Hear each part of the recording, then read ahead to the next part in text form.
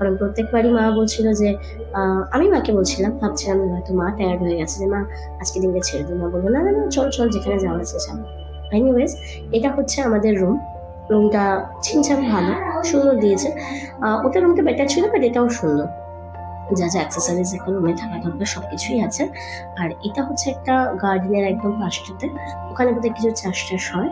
তো রিসর্টের আর কি ভিতরে, তো ভালো, বেশ ভালো, ঠিকঠাক। আর এখানে আমি প্রথমে এসে ওয়াইফাইটা কানেক্ট করেছিলাম, কারণ আমি প্রথমেই বললাম নিলে কিন্তু জিও একদমই চলে না, হাবলোকে তবুও যা চলতো।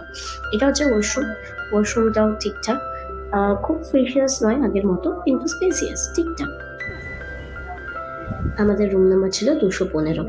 রুম থেকে বেরিয়ে মোটামুটি ফ্রেশ হয়ে আমি চলে গেলাম হচ্ছে ওই বোলটা সাইডে, একটুখানি বলতে পারেন রিসর্টটাকে একটু চারপাশটা ঘুরে দেখার জন্য। আমি ওইখানে যাওয়ার সময় দেখলাম বাঁদিকে পুলটা, বেসিক্যালি ওইখানকার পুল কেন জানি একটু জন্য বা একটু একটু মানে লাইটটার জন্য হয়তো হতে পারে, একটু ডাল দেখাচ্ছিল। এখানে পুলটা ভাইব্রেন্ট লাগছিল, সাইডের পথে খুবই সুন্দর লাগছে।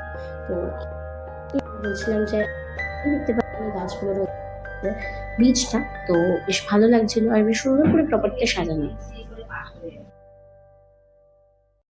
সাথে কমিউনিটি, তাই আমার রিকোয়ারমেন্টসগুলো ওদেরকে শুধু বলে দিয়েছিলাম যে আমার এরকম প্রাইভেট বিচ লাগবে রিসর্টের জন্য ডেফিনেটলি কোনো পুল থাকে, রিসর্ট থাকা মানে পুল থাকা ম্যাক্সিমাম। আর তার সাথে আমি এটাও বলে দিয়েছিলাম রুমের ক্যাটাগরিজগুলো কেমন হবে, প্লাস আমার রয়্যালের সিট চাই। তো আমি বেসিক্যালি ভীষণ স্যাটিসফাই। আমি একদম ভিডিও শেষে আমি ওদের নাম্বারটা দিয়ে দেবো, যাতে আপনারা যদি কেউ কখনো মনে করেন ওদের সাথে কন্ট্যাক্ট করবেন, এবং আপনাদের কোনো একটা ট্রিপ নিজেরা কাস্টমাইজ করে ওদের হাতে দিতে আপনারা যথেষ্ট ভরসা পাবেন, তাহলে আপনারা করতে পারেন। আমি সমস্ত ডিটেলস একদম ভিডিও লাস্টে দিয়ে দেবো। ছোটবেলায় যেমন আমরা কোনো একটা জায়গায় যখন আঁকা শিখি, তখন হয় না আমরা যেরকমভাবে প্রকৃতিটাকে সুন্দর করে আঁকি, এই জায়গাগুলো দেখলে কিন্তু সেই ছোটবেলার আঁকার খাতাগুলোর কথা মনে পড়ে। ওখান থেকে চলে গেলাম রুমে, কারণ রেডি হয়ে আসতে হতো। রুমে গিয়ে কিন্তু চট করে সুইমিং কস্টিউম পরে চলে এলাম, কারণ একটুখানি হাতে সময় ছিল, বেশি সময় ছিল না, ওই 1-2 ঘন্টা মতো। তাতে একটুখানি করে ঝাপাঝাপি করে বেরিয়ে পড়তে হবে হচ্ছে আজকের গন্তব্যস্থলে। আর আজকের গন্তব্যস্থল কোথায় আমি একটু পরে জানাচ্ছি।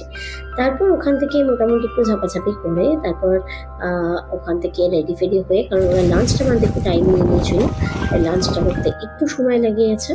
তারপর রেডি হয়ে বেরিয়ে গেলাম রিসেপশনে দেখলাম যে গাড়ি ওয়েট করছে। তো তার আগে মা বললো যে চল, গাড়ি অ্যাজ ইউজুয়াল আমাদের একটু লেট হচ্ছিল, তার জন্য একটুখানি বাইরে আর কি একটু পরে যাব, তাই এদিক ওদিকে একটু বসি। ওদের